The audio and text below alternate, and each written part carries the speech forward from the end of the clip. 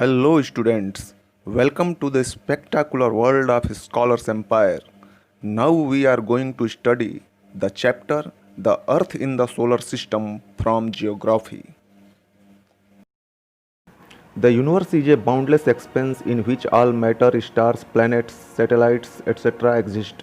The most accepted theory related to the birth of the universe is called the Big Bang theory. According to this theory, in the beginning all matter substances like gases, dust particles, all elements was contained in a huge big burning ball of fire which later exploded with a big bang. Matter from it was thrown out with great force in all directions. From this matter, many groups of stars were formed, which we call galaxies. Millions of such galaxies were created, with each galaxy containing millions of stars. Our Sun belongs to one such galaxy that we call the Milky Way. The nearest galaxy to the Milky Way is Andromeda, which is 2 million light years away. The objects that we see in the sky are termed as heavenly or celestial bodies. हमारा ब्रह्मांड एक ऐसा सीमा रहित विस्तार है जिसमें सारे matters, stars, planets और सैटेलाइट्स अस्तित्व में हैं।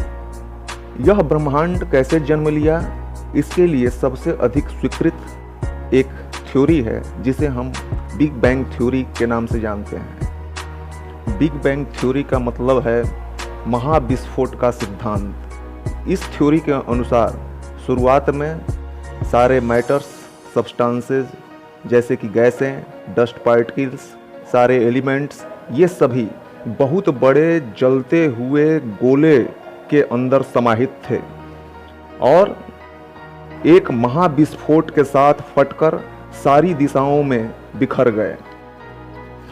इन बिखरे हुए मैटर्स थे बहुत से स्टार के ग्रुप्स का जन्म हुआ जिसे हम गैलेक्सीज के नाम से जानते हैं। ऐसी लाखों गैलेक्सियों का निर्माण इस यूनिवर्स में हुआ और प्रत्येक गैलेक्सी में लाखों तारे समाहित हैं। हमारा सूरज भी ऐसी ही एक गैलेक्सी का एक स्टार मात्र है और हमारी गैलेक्सी को मिल्की वे के नाम से जाना जाता है और हिंदी में इसे आकाशगंगा के नाम से जानते हैं। हमारे मिल्की वे के सबसे नज़दीक जो गैलेक्सी है उसे हम एंड्रोमेडा के नाम से जानते हैं, जिसकी दूरी लगभग 2 मिलियन लाइट ईयर्स दूर है। लाइट ईयर्स से क्या मतलब है? लाइट ईयर का मतलब होता है प्रकाश वर्ष। इसको हम इस रूप में समझते हैं कि प्रकाश 3 लाख किलोमीटर पर सेकेंड की दर से साल भर में जितनी दूरी तय करता है उसे 1 लाइट ईयर या 1 प्रकाश वर्ष कहते हैं। आकाश में हम जितने भी ऑब्जेक्ट देखते हैं, चाहे वह सूरज हो या चंद्रमा हो, तारे हों, ये सभी हेवनली बॉडीज या सेलेस्टिकल बॉडीज कहे जाते हैं। इसका मतलब होता है आकाशीय पिंड या खगोलीय पिंड। Any heavenly body that shines by producing its own light is called a star. Stars are burning bodies of gases that produce tremendous amount of heat and light. The sun is a star and the center of the solar system. The nearest stars to our solar system are Alpha and Proxima Centauri, which are only about 4.3 light years away from our sun. कोई भी आकाशीय पिंड जिसका अपना प्रकाश और अपनी ऊष्मा होती है उसे स्टार कहा जाता है। स्टार्स जलती हुई गैसों के एक पिंड हैं जिनमें जबरदस्त ऊष्मा और प्रकाश होता है। हमारा सूरज भी एक स्टार है और सोलर सिस्टम का केंद्र है।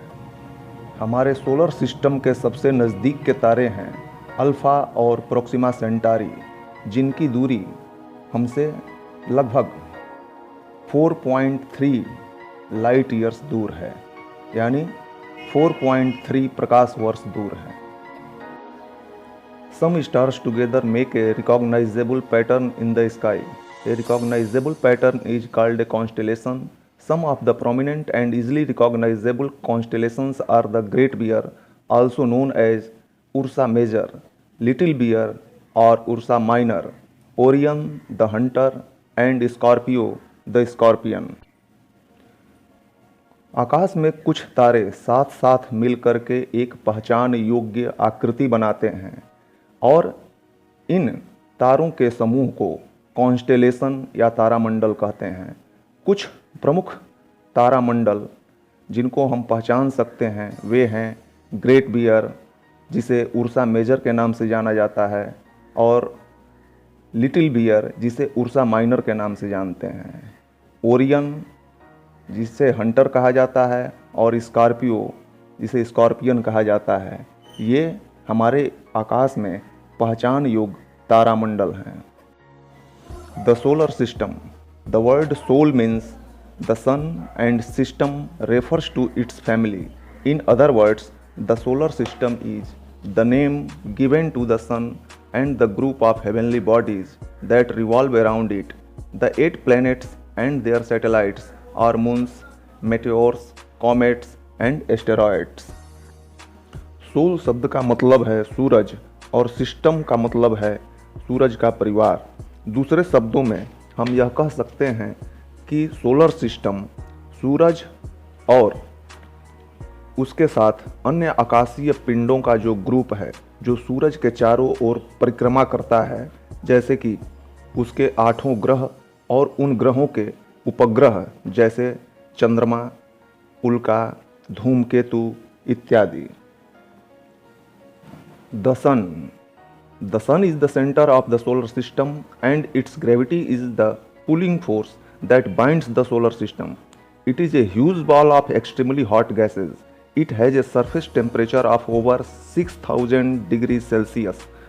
The distance between the sun and the earth is approximately 150 million kilometers, which is why we don't feel the tremendous heat produced by it. सन हमारे सोलर सिस्टम का केंद्र है और यह अपनी गुरुत्वाकर्षण शक्ति द्वारा अपने पूरे सोलर सिस्टम को बांधे रखता है।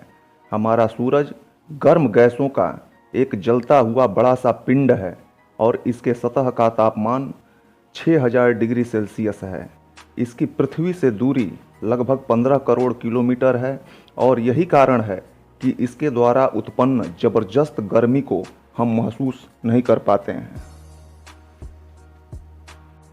Now our topic is planets. The name planet is derived from a Greek word meaning wanderer. Mercury, Venus, Earth, Mars, Jupiter, Saturn, Uranus and Neptune are the 8 planets that revolve around the sun in fixed paths called orbits. They also rotate on their axis while revolving around the sun. These planets do not have their own light but reflect the light from the sun. Pluto, the 9th planet of our solar system, was recategorized as a dwarf planet in 2006. Planet means होता है ग्रह। Planet Greek भाषा से लिया गया एक शब्द है जिसका अर्थ होता है घुमक्कड़। मरकरी, वीनस, अर्थ, मार्स, जुपिटर, सैटर्न, यूरेनस और नेपच्यून, ये 8 ग्रह सूर्य के चारों ओर एक निश्चित पथ पर परिक्रमा करते हैं और इस पथ को ऑर्बिट कहा जाता है। सूर्य की परिक्रमा करते समय ये अपने एक्सिस पर भी घूमते रहते हैं। ये जो ग्रह हैं इनके पास अपना प्रकाश या अपनी ऊष्मा नहीं होती है, ये सूर्य से प्रकाश प्राप्त करके प्रकाशित होते हैं। प्लूटो जो पहले हमारा 9वां ग्रह माना जाता था, उसे फिर से वर्गीकृत किया गया है एक ड्वार्फ प्लैनेट यानी बौने ग्रह के रूप में, और इसे सन 2006 में फिर से वर्गीकृत किया गया था। All planets are spherical in shape but are of varying sizes. Their composition also differs. Mercury, Venus, Earth and Mars are rocky, while Jupiter, Saturn, Uranus and Neptune are gaseous and liquid. Mercury is the smallest planet and Jupiter is the largest. Though Mercury is closest to the Sun, it is not the hottest planet. The hottest planet is Venus, as it has an atmosphere which traps the Sun's heat. Saturn has many rings of dust, rocks and ice around it. Recent studies have confirmed the presence of such rings also around Jupiter, Uranus, and Neptune. However, these rings can be seen only with the help of a powerful telescope from the Earth. सभी planets का shape गोल है, लेकिन इनके sizes अलग अलग हैं और ये अलग अलग तत्वों से मिलकर बने हैं। मरकरी, वीनस, अर्थ और मार्स इनकी सतह चट्टानी है, जबकि जुपिटर, सैटर्न, यूरेनस और नेपच्यून ये गैसों या तरल के रूप में हैं। मरकरी सबसे छोटा प्लैनेट है, जबकि जुपिटर सबसे बड़ा प्लैनेट। यद्यपि मरकरी सूरज के सबसे नज़दीक है, फिर भी यह सबसे गर्म प्लैनेट नहीं है। सबसे गर्म प्लैनेट है वीनस, जिसे हिंदी में हम शुक्र कहते हैं, क्योंकि इस पर वायुमंडल है, इसलिए यह सूरज की गर्मी को सोख लेता है। शनि के चारों ओर बहुत से डस्ट, रॉक्स और आइस के बने हुए रिंग्स हैं। वर्तमान में अध्ययन करने पर यह पता चला कि सिर्फ शनि के ही चारों ओर रिंग्स नहीं हैं, बल्कि इस तरह के रिंग्स जुपिटर, यूरेनस और नेपच्यून में भी हैं। लेकिन हम इन रिंग्स को अपनी नंगी आँखों से नहीं देख सकते। इनको पृथ्वी से सिर्फ एक शक्तिशाली टेलीस्कोप के माध्यम से ही देखा जा सकता है। Now the topic is asteroids. Between Mars and Jupiter lies a belt of broken rocks and debris of probably an exploded planet. These small rocky bodies are called asteroids. Most of these chunks of rocky vary in size. Ceres was the largest asteroid, which has now been reclassified as a dwarf planet. Mars और Jupiter के बीच में एक ऐसी belt है जिसमें चट्टानों के मलबे हैं, जो संभवतः किसी ग्रह के विस्फोट के परिणाम हैं। ये छोटे छोटे चट्टानी टुकड़े ही एस्टेरॉयड कहे जाते हैं। इसमें से बहुत से ऐसे टुकड़े हैं जो अलग अलग साइज के होते हैं। सबसे बड़ा एस्टेरॉयड का टुकड़ा जो पाया गया था, उसका नाम सेरेस था, जिसे अब ड्वार्फ प्लैनेट के रूप में यानी बौने ग्रह के रूप में वर्गीकृत किया गया है। Now the topic is meteors. We often see bright streaks of light flashing through the night sky for a few seconds. We call these shooting stars. Actually these are dislodged pieces of rocks mainly from the asteroid belt, which enter the Earth's atmosphere at great speed. Because of friction with the atmosphere, most of these pieces of rocks called meteors burn out completely. However, some larger pieces do not burn fully and fall on the Earth, forming craters. These chunks that fall on the Earth are called meteoroids. The largest crater made by a meteorite is in the state of Arizona in USA. It measures 1200 meter across and 170 meter deep. रात के समय आकाश में कुछ सेकंडों के लिए हमें एक धारीदार प्रकाश चमकता हुआ दिखाई देता है। ऐसा लगता है कि कोई तारा चमकता हुआ कुछ दूर तक जा रहा हो और कुछ समय के बाद वह दिखना बंद हो जाता है। इस प्रकार के स्टार को हम शूटिंग स्टार्स कहते हैं, जिसे हिंदी में उल्का कहा जाता है। वास्तव में ये एस्टेरॉयड बेल्ट से निकले हुए चट्टानों के टुकड़े होते हैं, जो हमारे पृथ्वी के वातावरण में जब प्रवेश करते हैं तो अधिक स्पीड के कारण इनमें घर्षण होता है और वायुमंडल में यह जल उठते हैं। इन्हें हम मेटेओर्स कहते हैं और ये धरती तक पहुंचने के पहले ही पूरी तरह जल करके ख़त्म हो जाते हैं। लेकिन जो टुकड़े आकार में बहुत बड़े होते हैं, वह वायुमंडल में घर्षण के कारण पूर्ण रूप से जल नहीं पाते हैं और यह धरती पर आकर टकराते हैं और क्रेटर्स यानी ज्वालामुखी के टाइप के मुंह का निर्माण करते हैं।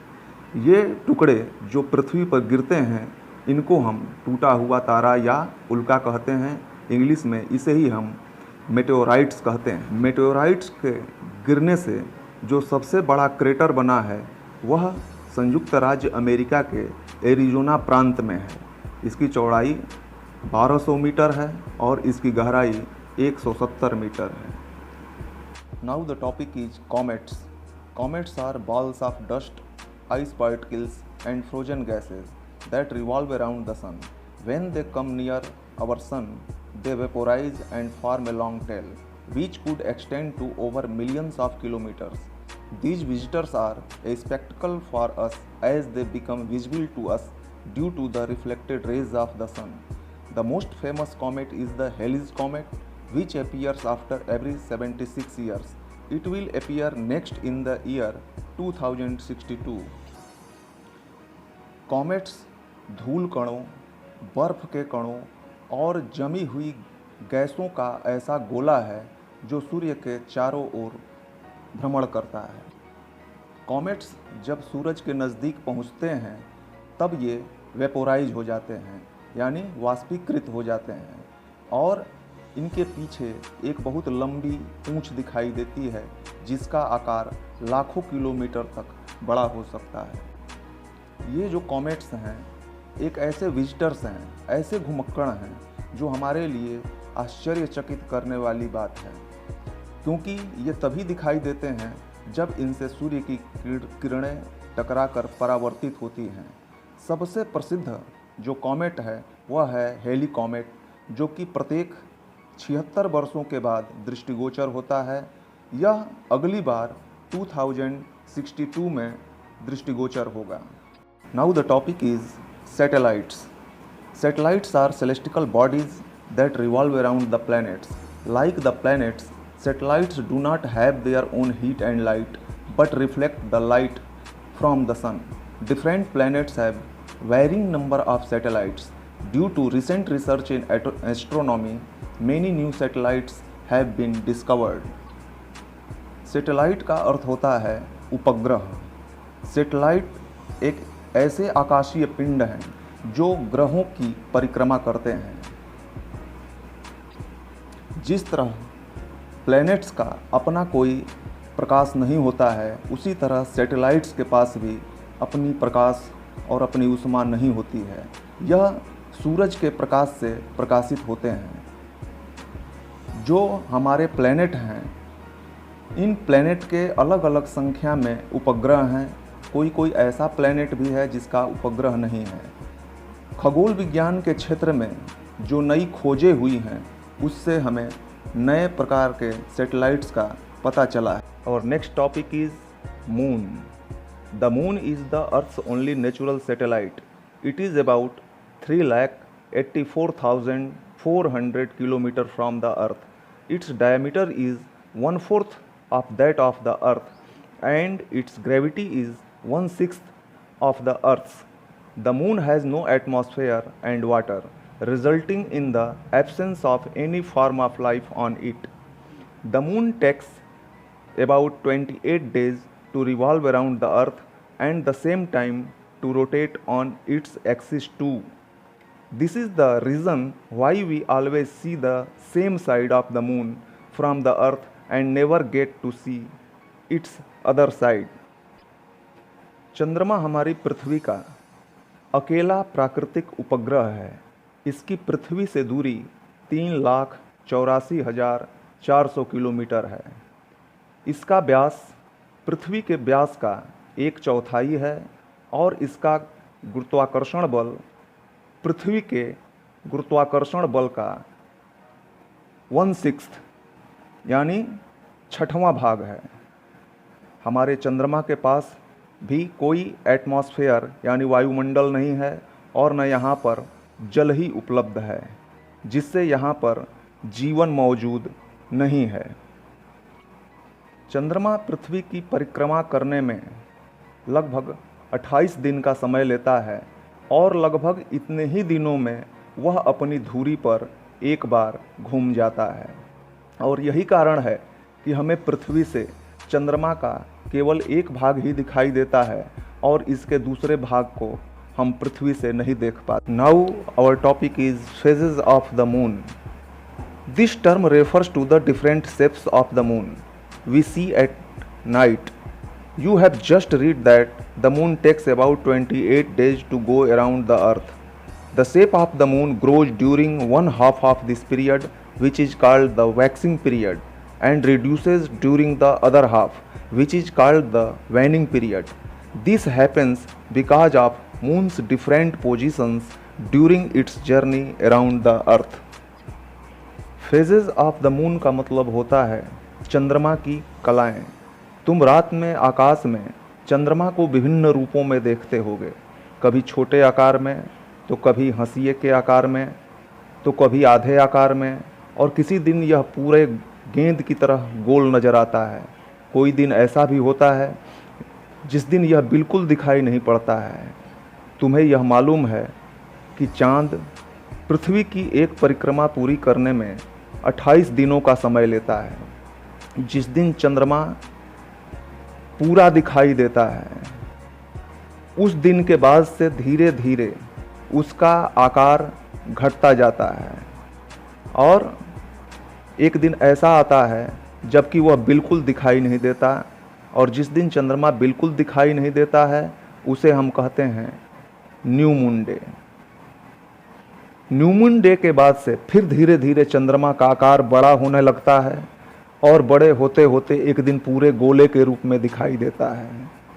तो छोटे से लेके बढ़ते हुए एक दिन पूरे गोले का जो आकार ले लेता है, इस पीरियड को हम कहते हैं वैक्सिंग पीरियड, और इसे हिंदी में कहा जाता है शुक्ल पक्ष। पूरा गोला जिस दिन दिखाई देता है, उसके बाद से फिर चंद्रमा का आकार धीरे धीरे घटता हुआ छोटा होता जाता है, और एक दिन बिल्कुल दिखाई नहीं देता। चंद्रमा का जो यह आकार घटने का पीरियड है, उसे हम वैनिंग पीरियड के नाम से जानते हैं। ऐसा इसलिए होता है कि चंद्रमा जब पृथ्वी की परिक्रमा करता है, तो इसकी स्थितियां यात्रा करते समय अलग अलग होती हैं, इसलिए यह हमें अलग अलग रूपों में दिखाई देता है। To know more about other chapters, must subscribe Scholars Empire.